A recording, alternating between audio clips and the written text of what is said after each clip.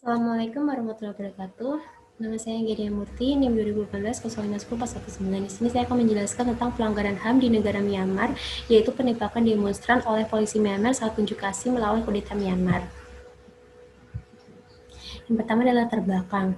Hak asasi manusia yang alami muncul pada abad ke-17 sebagai suatu kekuatan pertahanan dan kekuasaan absolut.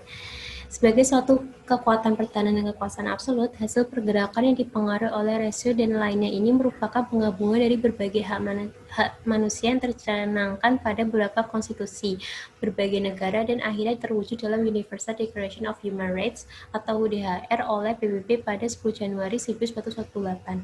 Hak asasi manusia atau HAM bukanlah suatu istilah yang baru dalam masyarakat kontemporer.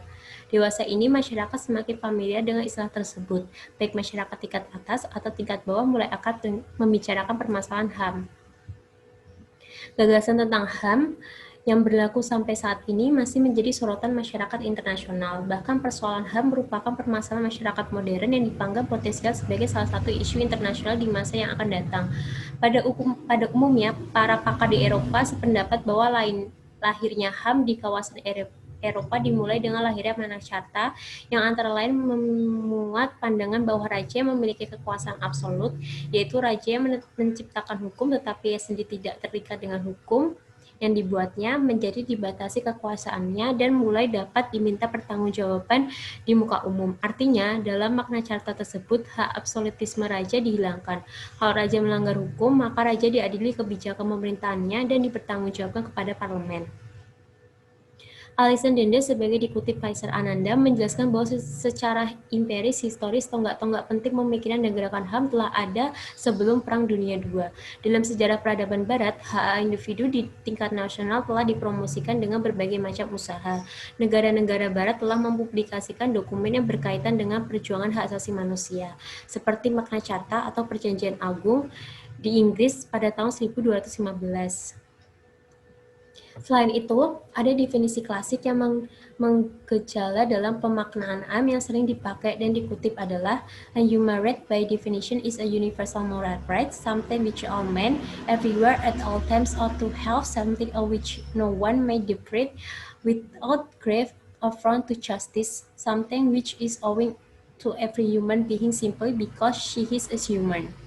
Dari definisi di atas dan sejumlah definisi lain yang diberikan dalam mencermati HAM, pemahaman atas HAM selanjutnya disebut sebagai perkarakteran universal untuk semua orang dan dimiliki semua manusia.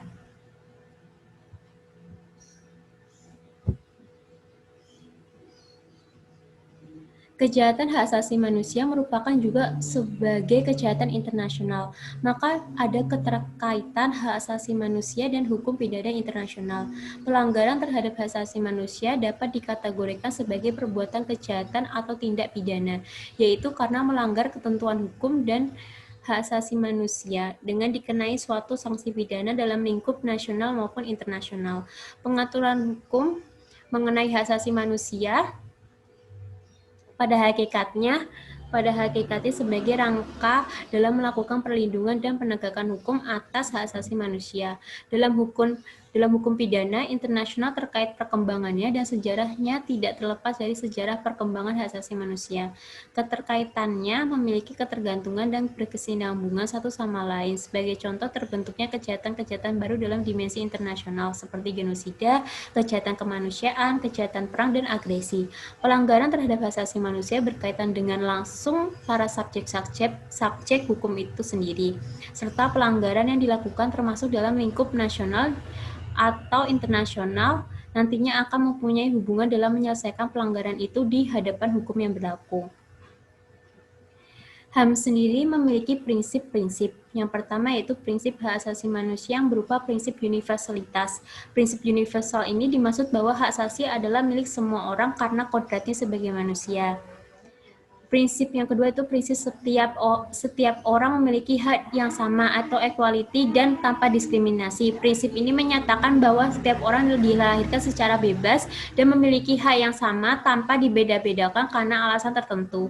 Dan ada yang terakhir yaitu prinsip pengakuan inviolability dan interdependency of different rights. Prinsip ini menyatakan bahwa dalam rangka memenuhi hak asasi manusia, maka tidak dapat dipisahkan antara pemenuhan hak asasi sipil, politik, dan pemenuhan hak-hak ekonomi, sosial, dan budaya.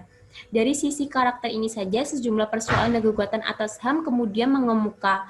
Sejumlah negara juga melangkah jauh dalam mencapai standar internasional HAM, yang diantaranya dilakukan dengan mendirikan Komisi Nasional untuk HAM.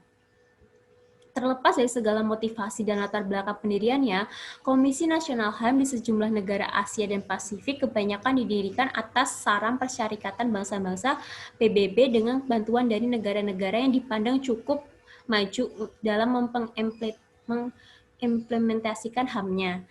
Dan selain menciptakan Komisi HAM, negara juga menetapkan action plan yang sekali lagi merupakan hasil fotokopi dari program action plan yang dilakukan negara-negara tertentu. Walaupun semua negara yang ada di dunia itulah menggencarkan penegakan mengenai hukum pelanggaran HAM, tetapi tidak dapat dipungkiri bahwa pasti sebuah negara telah melanggar HAM. Seperti kasus yang baru-baru ini terjadi, yaitu mengenai permasalahan militer Myanmar kembali mengambil alih kekuasaan dari tangan pemerintahan sipil, kudeta pada 1 Februari 2021. Yang dimana tersebut menjadi langkah mundur bagi upaya demokratis yang belum lama dijadikan Myanmar. Rakyat Myanmar protes dan turun ke jalan, dan militer merespon dengan pergerakan kekuatan serta berbagai penyalahgunaan kekuasaan.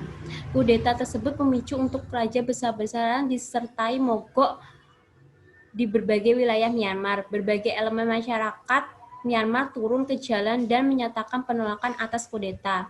Tak terkecuali mahasiswa Myanmar, yang dimana aksi ini menimbulkan korban jiwa, yaitu seorang mahasiswa Myanmar bernama Deng Chiasi atau Angel, yang pada saat itu ikut serta dalam demonstran penentangan kudeta militer. Ia ditembak di bagian kepala oleh polisi Myanmar. Ini merupakan pelanggaran HAM sosial yang karena setiap manusia memiliki hak untuk berkomunikasi serta menyampaikan pendapat dan opini yang ia miliki, tetapi karena sikap kritis Deng Chiasi dalam menyuarakan pendapatnya mengenai kudeta yang terjadi di Myanmar, ia ditembak mati oleh polisi Myanmar.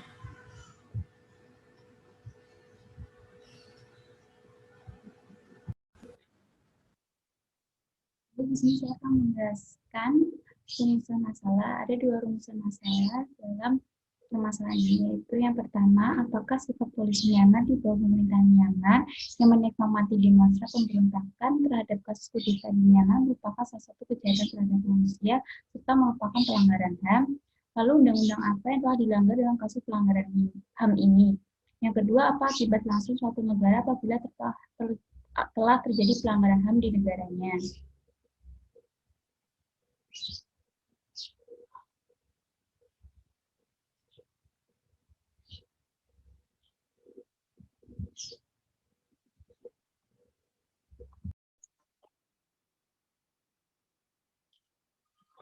Perkenalkan, pertama nama saya Haidar Syawi dengan nomor induk mahasiswa 2018-051-0395.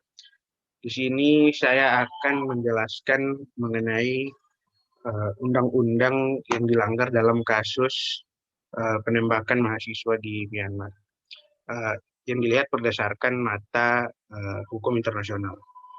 Menurut instrumen hukum internasional, pelanggaran HAM yaitu pelanggaran terhadap kewajiban negara yang lahir dari instrumen-instrumen internasional hak asasi manusia. Pelanggaran tersebut bisa karena disengaja, di mana negara tidak melaksanakan kewajibannya, atau acts by commission, dan juga di mana negara lalai untuk tidak melaksanakan kewajibannya, atau acts by omission.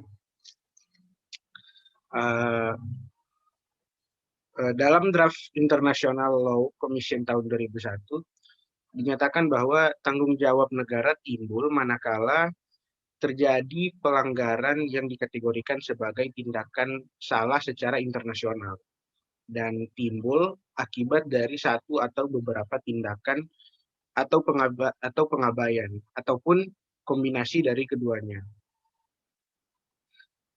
Penentu karakteristik sebuah tindakan itu salah secara internasional itu tidak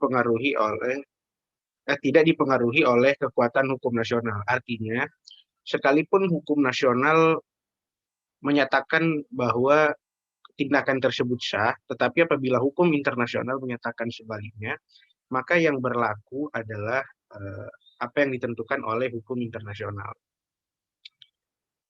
Maka berdasarkan pemaparan di atas, sudah jelas bahwa kasus penembakan kepada seorang mahasiswa bernama Deng Jiaxi atau Angel merupakan sebuah pelanggaran HAM. Terlepas dari apakah itu disengaja atau tidak, dan apakah itu sah berdasarkan hukum nasional. Karena secara internasional, penembakan ini jelas-jelas telah melanggar HAM.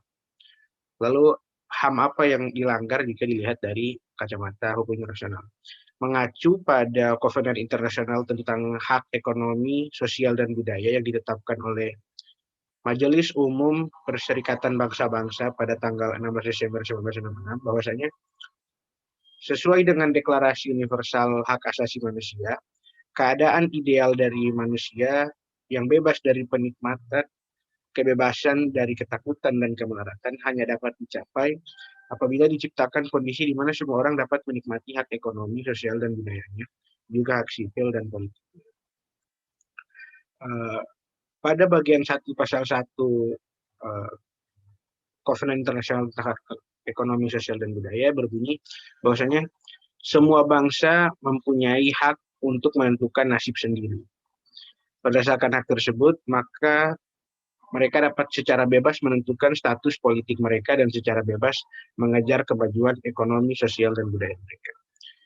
Pasal ini memperjelas bahwa aksi penembakan yang dilakukan oleh polisi ini merupakan sebuah bentuk pelanggaran HAM, yang mana mencabut hak mereka untuk secara bebas menentukan status politik dan status sosial mereka untuk bangsa mereka. Di sisi lain, pencabutan nyawa ini merupakan pelanggaran HAM yang fundamental dalam sebuah negara.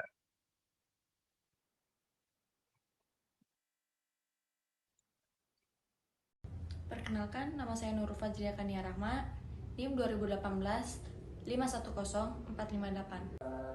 Baik, sudah di ujung presentasi, bahwasanya dapat disimpulkan bahwa pelanggaran HAM yang terjadi di negara Myanmar ini adalah pengembalian militer Myanmar yang telah berkuasa selama puluhan tahun ke barak untuk menjadi tentara profesional bukan hal yang mudah. Seperti yang sudah dijelaskan, bahwa aksi penembakan yang dilakukan polisi merupakan sebuah bentuk pelanggaran HAM untuk secara bebas menentukan status politik dan status sosial sebuah negara. Di sisi lain, pencabutan nyawa merupakan pelanggaran HAM yang fundamental dalam sebuah negara. Rangkaian peristiwa yang terjadi di Myanmar pada masa kudeta, mulai dari pelanggaran serius hingga instrumen hukum humanitariannya itu sebagai hukum norma kebiasaan internasional.